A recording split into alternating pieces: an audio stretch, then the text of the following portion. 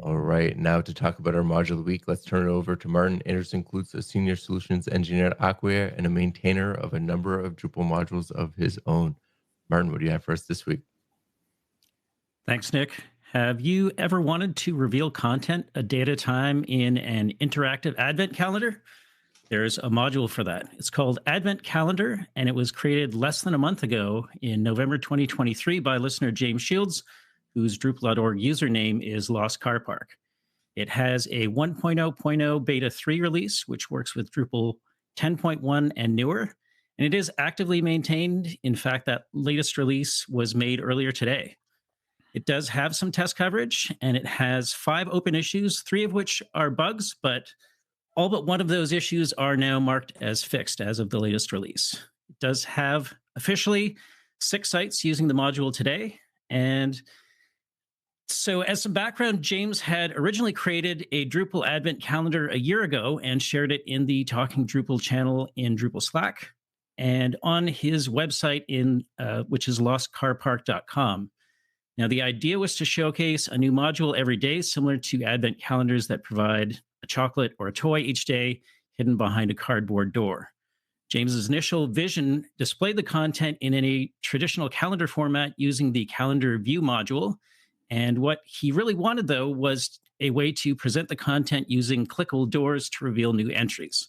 So this year, he created the new Advent calendar module to provide a view display which you can configure to display which content you want to use and other filters to apply, as well as use fields to configure what information will be shown.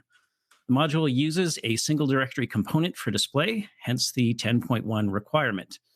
There's also an Advent Calendar Quickstart submodule that will set everything up for you, including a content type view and 24 nodes populated for you to get started.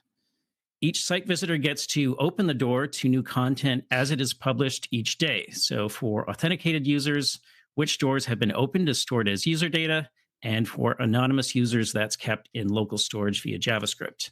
Now, in addition to this being an interesting module in its own right, the Advent calendar James has created this year is also a community effort. It's managed to enlist a wide variety of contributors to write about modules or aspects of the Drupal community that they're passionate about. So it's a great way to up your Drupal game.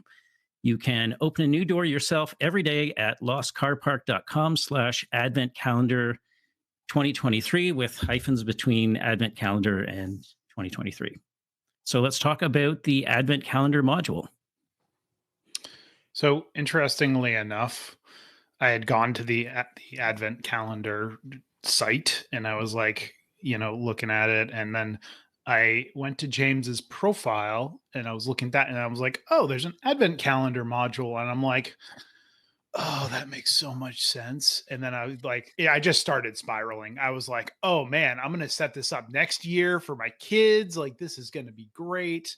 So that is definitely very cool. And, I think it could get more use. It could have a number of different great possibilities.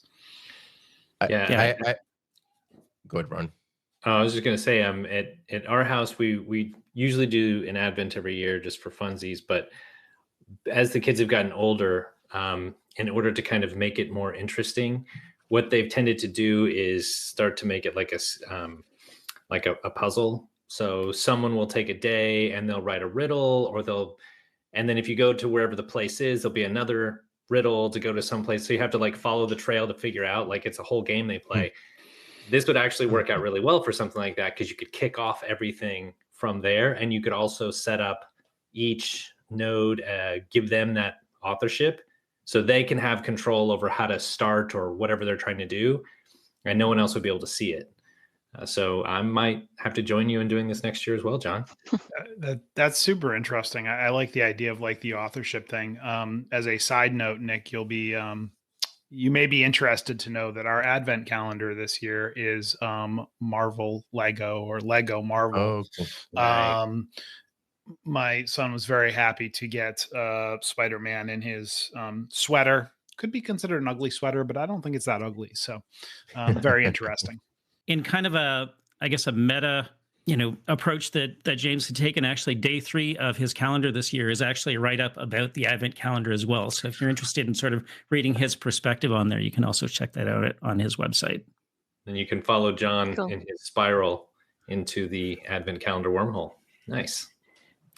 Yeah, I have to say this, the amount of effort that James puts into this is pretty impressive. I mean, last year, I have no idea how he wrote this whole thing himself, because I imagine it's a significant amount of effort just to corral 24 authors. But I think it's definitely something that's a lot of fun. And I feel like the module itself, at first blush, feels like one of those kind of novelty modules, right? Like Snow that we used to have. But as you dig into it, like there's other applications for it to show like gated content day to day, even if it's not an Advent calendar. So I could see it becoming a more fleshed out thing as well. And then it's also useful for things like what John was saying, or Ron, if you want to set up something for your own kids or your own family, it's nice to have a module that provides a lot of that infrastructure.